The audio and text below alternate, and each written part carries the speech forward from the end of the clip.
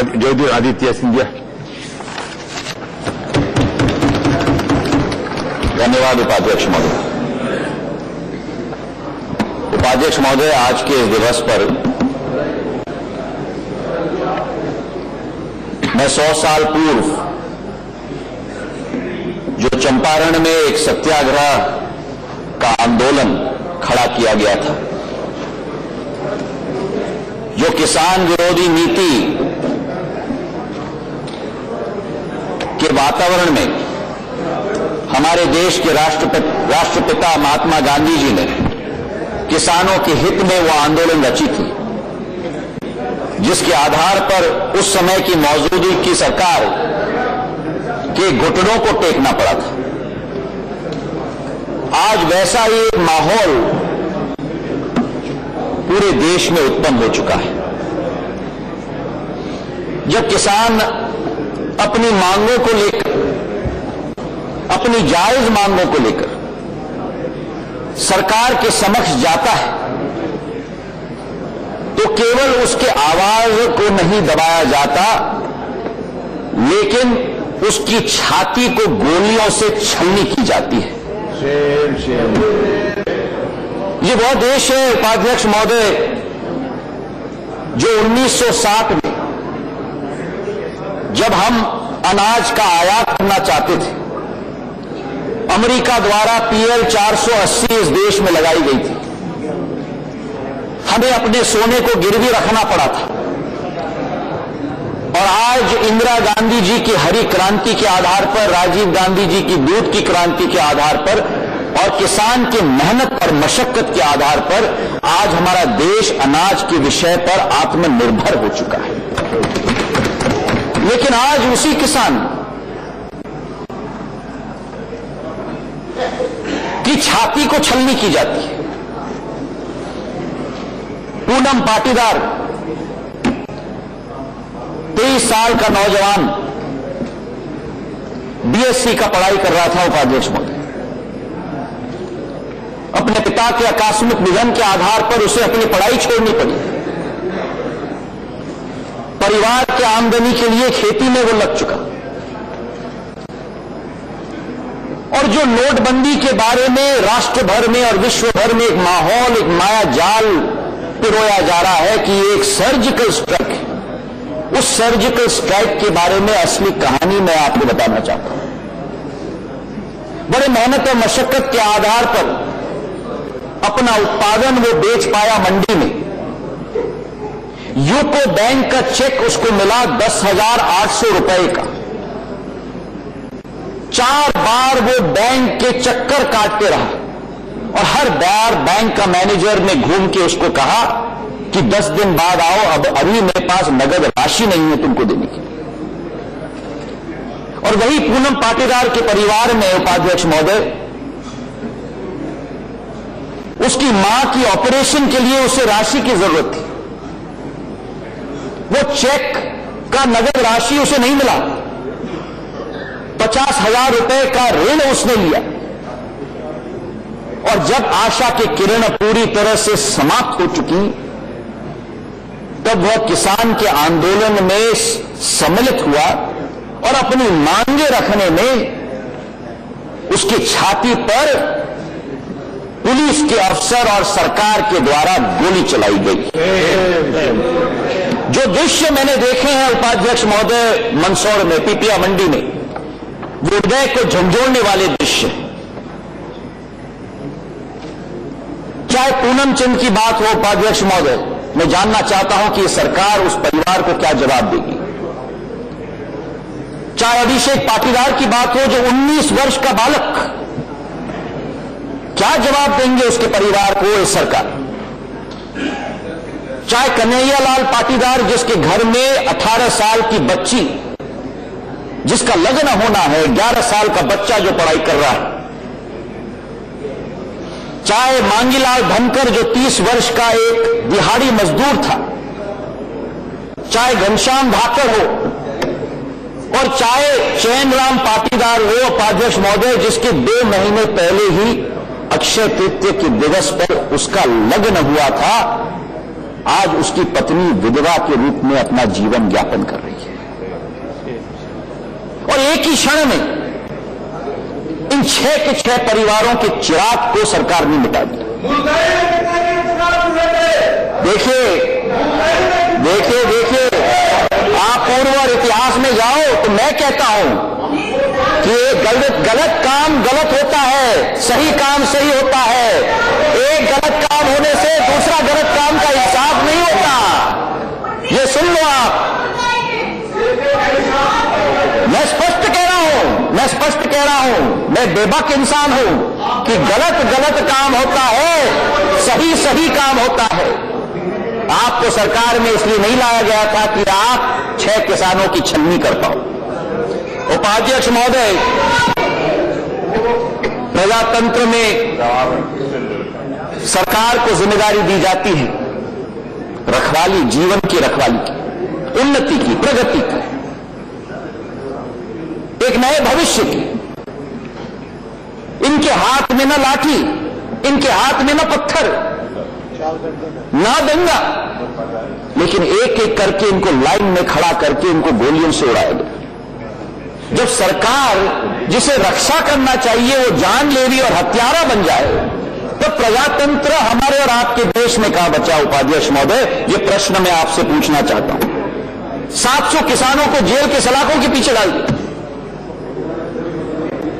और जो बुजुर्गों की बात करती है ये सरकार, कमलाबाई, गांव की महिला, 84 वर्ष की, मैं उसके घर में गया हूं उपाध्यक्ष महोदय, इतने बड़े बड़े आंसू के गोले एक एक कमरे के अंदर पुलिस के द्वारा डाले गए, बाल से उसको घसीटा गया बाहर, पैर से मर्द पुलिस ऑफिसर ने उसके चेहरे पे लात मारी और उसके घर के एक एक व्यक्ति को और उसके पोते को जेल के सलाखों के पीछे डाल दिया।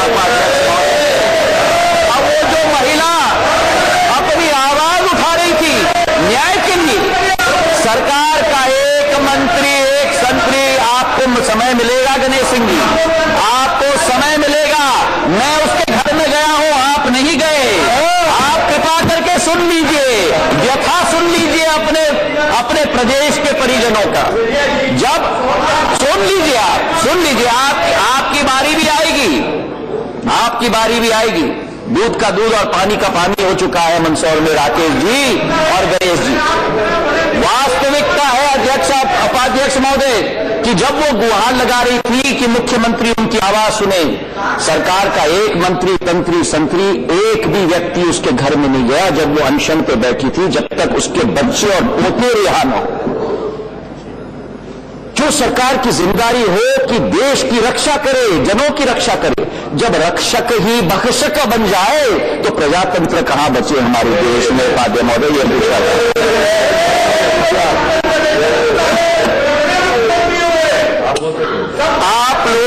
आप लोग रियर व्यू मिरर में कब तक ड्राइविंग करोगे? कब तक गाड़ी चलाओगे पीछे देखते हुए? आगे तो देखिए गणेश सिंह जी, आगे देखिए, न्याय दिलवाइए। आप जितने जोर से यहां बोल रहे हो उतने जोर से जमीन में मध्य प्रदेश में बोलो, किसानों के हित में उनको न्याय दिलवाने के लिए बोलो। जिन घरों में आत्महत्या हुई है वहां जाओ, तब मैं मानूंगा कि आप कुशल जनसेवक हो और आप इस सदन के पटल में मैं करूंगा। जहां एक तरफ उपाध्यक्ष महोदय सरकार चला रही है किसान पर की छाती पर गोली, दूसरी तरफ चला रहे हैं मुख्यमंत्री उन किसानों के जान पर बोली। नीलामी लग गई उपाध्यक्ष महोदय मध्य प्रदेश। पहली घोषणा की गई 1 लाख रुपया की, फिर घोषणा की गई 5 लाख रुपया, फिर घोषणा की गई 10 लाख रुपया की। सच कड़वा है उपाध्यक्ष महोदय, सच कड़वा है। फिर घोषणा की गई 1 करोड़ रुपए की, नीलामी लगाई गई उनकी बोली पर। और जो लोग कहते हैं कि किसानों की रक्षा करेंगे, जब स्वयं प्रदेश के मुख्यमंत्री, जब स्वयं, मैं निवेदन कर रहा हूं, आपकी बारी आएगी, मैं विनम्र पूर्वक निवेदन कर रहा हूं, आपकी बारी आएगी। मैं आपका बहुत सम्मान करता हूं, कृपा करके बैठ जाए। जब उपाध्यक्ष महोदय, जब स्वयं प्रदेश के मुख्यमंत्री जिनको लोगों की जान की रक्षा करनी चाहिए, ये स्वयं उपवास में बैठे, ये कहां की नौटंकी।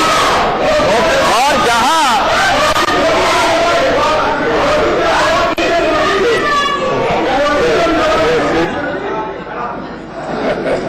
वे स्वयं उपवास पे बैठ गए उपाध्यक्ष महोदय।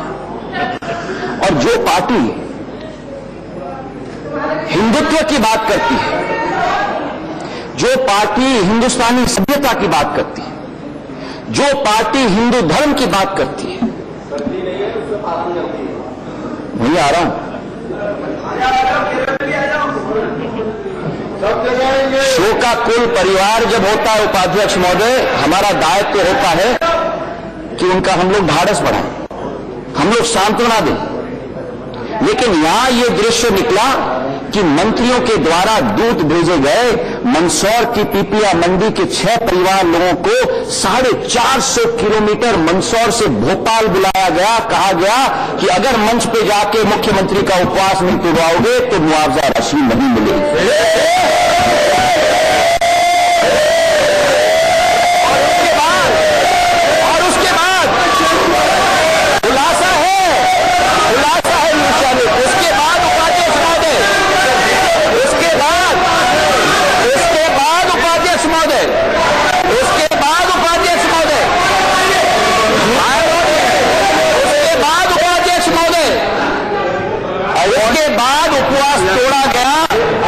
और व्हाट इज दैट, और गिलास में से नारियल पानी तोड़ के तोड़ा गया। उन्होंने जो कुछ बताया, एक तरफ उपाध्यक्ष महोदय, उसका जहां एक तरफ उपाध्यक्ष महोदय अनंत कुमार जी व्यवस्था होगा, sorry no whatever you are facing before the honourable house, you have to authenticate them. You should not there is the video, there is the video for that, you should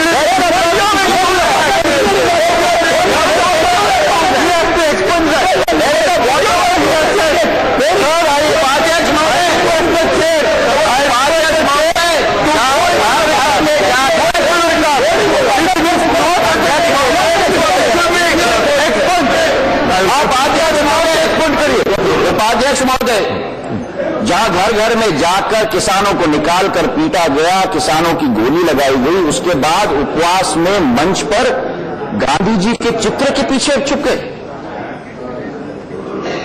वह दल गांधी जी के चित्र के पीछे छुपी है जिस दल के एक सांसद कहते हैं कि नाथूराम गोडसे जी देशभक्त हैं। ये वह दल गांधी जी के चित्र के पीछे बैठी है जिस दल के हरियाणा के मंत्री कहते हैं कि अच्छा किया गांधी जी का चित्र ग्राम उद्योग के कैलेंडर से आपने उतार के नरेंद्र मोदी जी का चित्र लगाया, क्योंकि बिक्री में कमी आई है।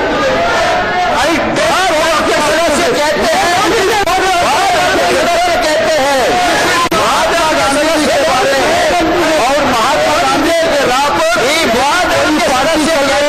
सरकार चल रही है, वहां नरेंद्र मोदी से सरकार चल रही है। वो कभी नहीं चल है कि हमारे देश के मुद्रा आर नॉट यील्डिंग, वह देश के लोग, वह पार्टी के कार्यकर्ता कहते हैं, जो कहते हैं, जिनके मंत्री ने कहा कि गांधी जी का चित्र भारत की मुद्रा से भी निकाल देना चाहिए क्योंकि जब से लगा है तब से डिवैल्यू करेंसी हुई। यह आश्चर्यचकित की बात है अध्यक्ष महोदय, उपाध्यक्ष महोदय। मैं दाद देता हूं उन परिजनों को। जब मुख्यमंत्री जी वहां गए थे, वो विधवा महिला घूम के बोली कि अगर 1 करोड़ रुपए मुझे दिया जा रहा है, मेरे पति की जान ली है, मैं 2 करोड़ रुपए दूंगी, क्या मेरे पति मुझे वापस दिलवाओगे? मैं दाद देता हूं उस पिता को जिस पिता ने घूमकर कहा कि अगर आप 1 करोड़ रुपए मुझे दे रहे हो अनुमति प्रदान करने के लिए, मेरे पुत्र की जान लेने के लिए, मैं 10 करोड़ रुपए आपको दूंगा, क्या मुझे अनुमति दोगे किसी को जान लेने के लिए? और मुख्यमंत्री निरुत्तर है। और जहां मैं मानता हूं कि किसान आत्महत्या कर रहा है। स्वयं गृह क्षेत्र में मध्य प्रदेश में पिछले 30 दिनों में 65 किसानों ने आत्महत्या किया है। एक संतरी तंत्री मंत्री नहीं है उनके घर में सांत्वना देने के लिए। स्वयं मुख्यमंत्री के गृह जिले सीहोर में 11 लोगों ने आत्महत्या की, सांत्वना देने के लिए कोई नहीं गया। और सबसे झंझोड़ने वाली कहानी उपाध्यक्ष महोदय सीहोर जिले के किसान सरदार बरेला का है। उसके पास बैल नहीं थे, उसने अपनी बेटी राधा 13 साल की और कुंती 9 साल की हल पर लगाकर खेत को जोतने के लिए लगा दिया। ये स्थिति करा दिया है इन्होंने देश की कृषि के क्षेत्र के उपाध्यक्ष महोदय। सच सुनने की आदत रखो। जहां एक तरफ उपाध्यक्ष महोदय प्रदेश सरकार तो असंवेदनशील है, वहां दूसरी तरफ केंद्र सरकार भी उतनी ही असंवेदनशील। हमारे प्रधानमंत्री देश विदेश का दौरा करते हैं और हर अंतर्राष्ट्रीय त्रासदी पर जल्द से जल्द ट्वीट निकल जाती है, लेकिन मंदसौर के गोली कांड पर एक भी ट्वीट नहीं निकली। मंदसौर के गोली कांड के बाद मैंने सोचा था कि कम से कम राष्ट्र के कृषि मंत्री मंदसौर जाएंगे पीड़ित परिवारों के बीच में। ना कृषि मंत्री वहां गए, समय नहीं था, व्यस्त हैं, लेकिन बाबा रामदेव जी के साथ योग करने के लिए व्यस्त हैं। आज वास्तविकता है उपाध्यक्ष महोदय, और ये जो निराशा का आग है उपाध्यक्ष महोदय, ये निराशा का आग केवल मध्य प्रदेश तक सीमित नहीं है। गुजरात, महाराष्ट्र, तमिलनाडु, उत्तर प्रदेश, देश के कोने कोने तक ये निराशा का आग फैला हुआ। कर्नाटक में भी, हर राज्य में, मैं सच कहूंगा, सच के सिवा नहीं आऊंगा, ये आशा आप मुझसे रख सकते हो। हर एक राज्य में वास्तविकता है उपाध्यक्ष महोदय कि आज देश का किसान को आशा का किरण नहीं दिख रहा। और ये सरकार जो स्मार्ट सिटी की बात करती है, क्या है स्मार्ट सिटी? स्मार्ट सिटी वो योजना है जहां ऊंचे ऊंचे इमारत बनेंगी, इतने ऊंची इमारत बनेंगे कि गर्दन को टेढ़ा करना पड़ता। लेकिन ये भी हम लोग याद रखें कि अगर उस इमारत की नींव मजबूत नहीं होगी तो वो इमारत ढह जाएगा। और भारत की इमारत की नींव अगर कोई है उपाध्यक्ष महोदय तो वो भारत का किसान। अगर वो नींव मजबूत नहीं हुई, वो कमजोर हुआ, तो भारत कभी प्रगति और विकास के रास्ते पर नहीं चल पाएगा।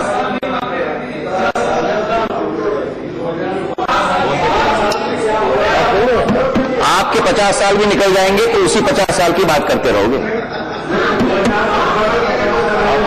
बैठिए ना बाबा। 2014 में उपाध्यक्ष महोदय बहुत सारे घोषणाएं की थी।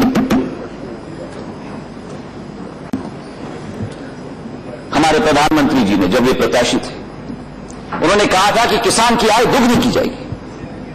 भाजपा के घोषणा पत्र में यह शामिल किया गया था कि हम सरकार में आएंगे तो स्वामीनाथन रिपोर्ट को क्रियान्वयन करेंगे और लागत पर 50% मुनाफा डाल के समर्थन मूल्य हम बनाएंगे।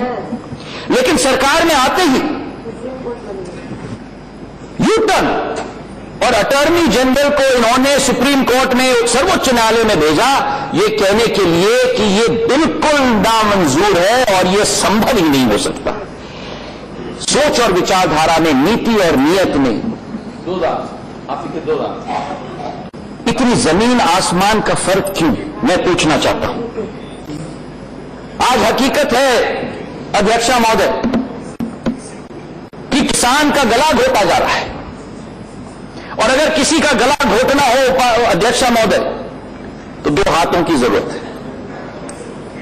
एक हाथ कि जो इनपुट की लागत है, उन सभी चीजों पर महंगाई का वातावरण, चाहे खाद हो, चाहे बीज हो, चाहे बिजली हो, हर एक चीज। और दूसरा हाथ इस शिकंजे के साथ, दूसरा हाथ अध्यक्षा महोदय कि समर्थन मूल्य में कोई वृद्धि नहीं, और जब दोनों हाथ मिल जाए तब उसमें किसान पिस जाता है, जो वर्तमान का वातावरण। कहा था इन्होंने अब की बार किसानों की सरकार, आंकड़े कभी झूठ नहीं बोलते। 3 साल हो गए इनको अध्यक्षा महोदय, 3 साल में कृषि के विकास की दर में भारत में 1.7% वृद्धि हुई है केवल। और जब यूपीए की सरकार थी, आखिरी 3 सालों में 3.6% की वृद्धि हुई थी, वो हमारा रिकॉर्ड था। खाद और कीटनाशक के मामले में अध्यक्षा महोदय, जीएसटी के बाद खाद का एक बोरी में 11 रुपए की वृद्धि हुई है। डीएपी की एक बोरी में 40 रुपए की वृद्धि हुई। ट्रैक्टर और उपकरण में महंगाई आया है।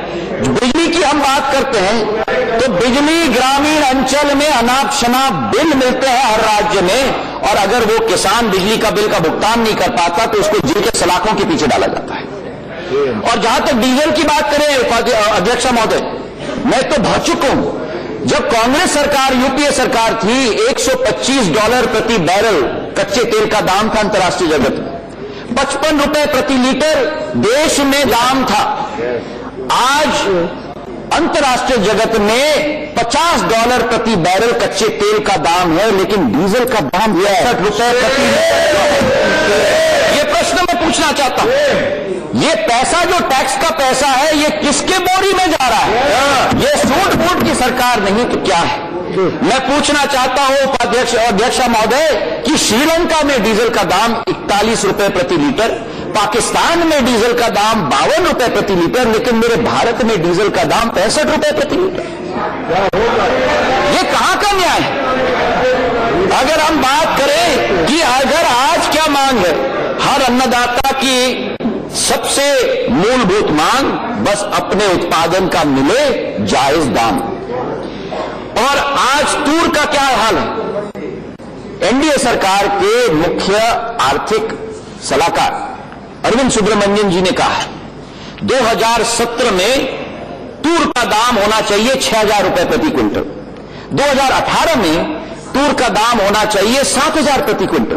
तो मैं आपसे पूछना चाहता हूं कि तूर का दाम 5,050 रुपए प्रति क्विंटल क्यों है?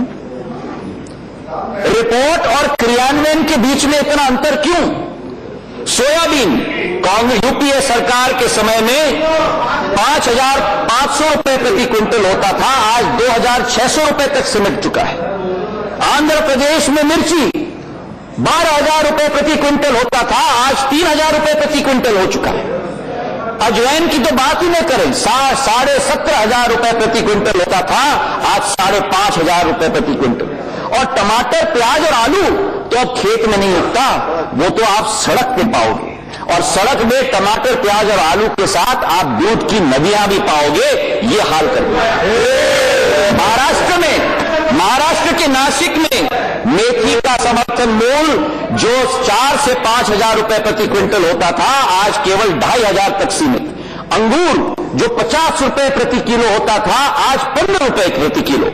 हरियाणा में 1 किलो आलू 1 रुपए के दाम पे बिक रहा है, और उत्तर प्रदेश में जो लागत है 12 रुपए प्रति किलो का जाएगा समय। अध्यक्षा महोदय मुझे बोलने दीजिए, ये किसानों का मामला है। अध्यक्षा महोदय बाकी सबको भी बोलना। जहां गुजरात की बात करें, मूंगफली का दाम 20 किलो का 844 रुपए होता था, आज 550 तक सीमित हो चुका है। और कपास का दाम 9% गिर चुका है मार्च के महीने से। कपास के किसान भी मुश्किल में।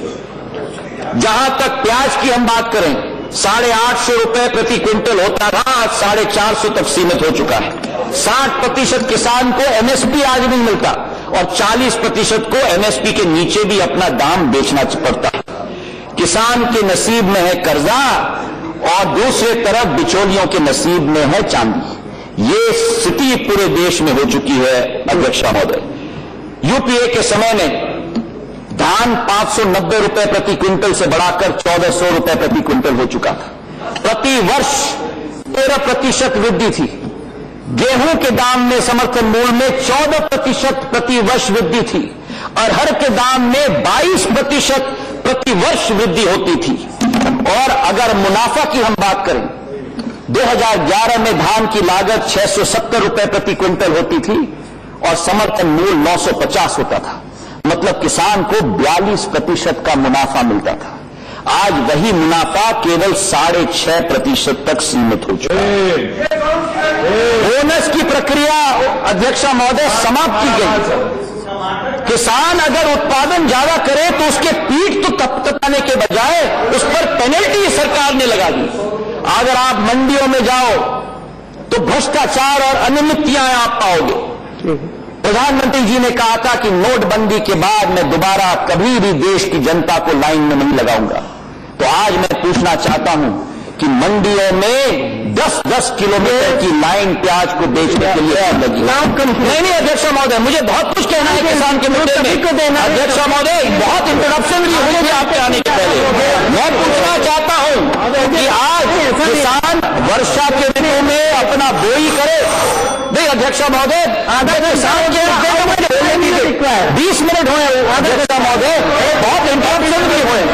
अध्यक्ष महोदय, ये सूखे के बाद अगर प्राकृतिक आपदा के बाद ये मैन मेड डिजास्टर नोटबंदी के आधार पर, ये डिजिटल इंडिया के आधार पर ये लेके आए हैं। बीमा राशि की योजना पूरी तरह से समाप्त। Madam, I will take 6 minutes. I will need 6 minutes. I am initiating. I will take 6 minutes. Please give me 6 minutes. I need my point. I need किसान की व्यथा मैं सुनाना चाहता हूँ। बीमा राशि की योजना थी अध्यक्ष महोदय। प्रधानमंत्री जी मेरे राज्य में आए थे। 2 किसान की फसल चौपट की गई थी उनकी सभा के लिए। बड़े शोर शराबा से घोषणा हुई थी। आज मैं पूछना चाहता हूं कि 1 वर्ष में सारे निजी कंपनियों को कॉन्ट्रैक्ट क्यों दिया गया बीमा राशि योजना के? 9,081 करोड़ रुपए इकट्ठे हुए और केवल 2,725 करोड़ की क्लेम आए हैं। तो बाकी 6,000 करोड़ निजी कंपनियों के खाते में क्यों गए, इसका जवाब देना होगा। और दूसरा मुद्दा, प्रश्न मेरा, 2,725 करोड़ के क्लेम आए लेकिन केवल 640 करोड़ रुपए का पेमेंट आज तक हुआ है। बाकी पेमेंट कब तक होगा, यह पूछना चाहता हूं अध्यक्ष महोदय। सरकार की असंवेदनशीलता अध्यक्ष महोदय। मध्य प्रदेश में कहा जाता है कि ऋण माफी का कोई मुद्दा नहीं। केंद्र सरकार यहां कहती है कि हम ऋण माफ नहीं करेंगे। कर्नाटक की सरकार ने 22 करोड़ किसानों का ऋण माफ किया है। पंजाब की सरकार ने 10 करोड़ किसानों का ऋण माफ किया है। यूपीए सरकार ने 72,000 करोड़ रुपए की ऋण माफ की योजना लेकर आई थी। आज ये सरकार कहती है कि हम ऋण माफ नहीं करेंगे। चुनाव के समय में इनका नारा था, भाजपा का कहना साफ, हर किसान का कर्जा। और आज चुनाव के बाद अध्यक्ष महोदय एक नया नारा निकला, भाजपा अपने बल पर जीते जात, अब काहे का कर्जा माफ। अध्यक्ष महोदय, अगर ऋण माफी की गुहार नहीं है तो देश में 12,000 किसान आत्महत्या क्यों कर रहे हैं? आपके और मेरे मध्य प्रदेश में 13 साल में 21,000 किसानों ने आत्महत्या क्यों की? मंदसौर के कांड के बाद 60 किसानों ने आत्महत्या क्यों की? और 5,32,000 करोड़ का ऋण आज किसानों का क्यों है? आज जंतर मंतर में तमिलनाडु के मेरे किसान भाई आए हैं अपने मृत शव लेकर अपने भाइयों के 40वां अनाथ आपणचारी माझा राज्य महाराष्ट्राच्या अनाथ मुलगा तिथे बसून राहिलेत. 40 मुलगे तिथे बसून राहिलेत. ते सगळे अनाथ झाले अध्यक्ष महोदय. त्यांची आई गेली, त्यांचे बाबा गेले आणि हे सरकार नतमस्तक होऊन बसून राहिले तिथे. मी ह्यांना मांग यांच्याजवळ मी करतो. माझे 5 मांग आहेत त्यांच्याजवळ. पहले मंदसौर गोलीकांड में जो भी आरोपी है उनके विरुद्ध आपराधिक प्रकरण दर्ज होना चाहिए. ऋण माफी की योजना राष्ट्र भर में लागू होनी चाहिए और समर्थन मूल्य स्वामीनाथन रिपोर्ट के आधार पर आपके घोषणा पत्र के आधार पर लागू होना चाहिए. मुझे तो आश्चर्य है अध्यक्ष महोदय कि कहा जाता है प्रधानमंत्री के द्वारा कि देश में सब कुछ ठीक है. देश में सब कुछ ठीक है. गौरक्षा के आधार पर लोगों का नरसंहार हो रहा है. दूसरे तरफ पर भीड़ के आधार पर मासूमों पर कत्ल हो रहा है। जुनेद हम सबका भाई और हम सबका लड़का है, जिसका कत्ल बेरहमी से ट्रेन से किया गया। आज मैं पूछना चाहता हूं कि कश्मीर में अशांति का माहौल, दार्जिलिंग में अशांति का माहौल, चीन और पाक के साथ तनाव का वातावरण, महिलाओं के साथ अत्याचार, किसानों के साथ आत्महत्या और दूसरे तरफ अभिव्यक्ति की स्वतंत्रता को पूरी तरह से हटोड़ा जा रहा है। और प्रधानमंत्री जी कह रहे हैं सब कुछ ठीक है। तू इधर उधर का बात न कर, ये बता कि काफिला क्यों लूटा। मुझे रह जनों के खिला नहीं, तेरी रहबरी का सवाल है, ये उत्तर आपको देना होगा। जिसके दम पर ये लोग सरकार पर आए थे, उन्हीं का दमन ये कर रहे हैं अध्यक्षा महोदय। और जहां तक किसानों का मुद्दा है, उनके आत्मसम्मान के लिए, उनकी आत्म सुरक्षा के लिए, उनके अस्तित्व की लड़ाई हम अंत तक लड़ेंगे, क्योंकि अगर जिंदा है तो फिर असूलों पे आंच आए अध्यक्षा महोदय तो टकराना जरूरी है। असूलों पे आंच आए तो टकराना जरूरी है। अगर जिंदा हो तो फिर जिंदा नजर आना जरूरी है। असूलों पे आंच आए तो टकराना जरूरी है। अगर जिंदा हो तो जिंदा नजर आना जरूरी है। अगर चमन का जिद है बिजलियां गिराने की, अगर चमन का जिद है बिजलियां गिराने की, तो हमें भी जिद है वहीं आशियां बनाने की। धन्यवाद अध्यक्ष महोदय।